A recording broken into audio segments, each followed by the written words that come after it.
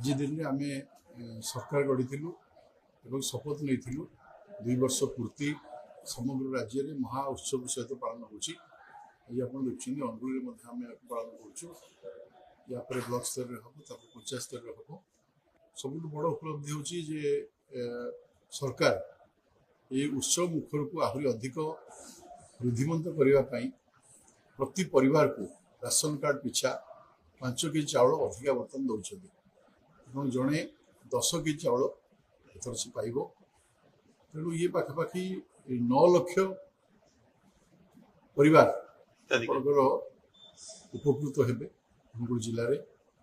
आज तार शुभारंभ कर माननीय मुख्यमंत्री भुवनेश्वर शुभारंभ कर माननीय सांसद अन्य समस्त प्रतिनिधि आम ये आरंभ करूँ। तेणु यहाँ हूँ सब बड़ उपलब्धि कथा।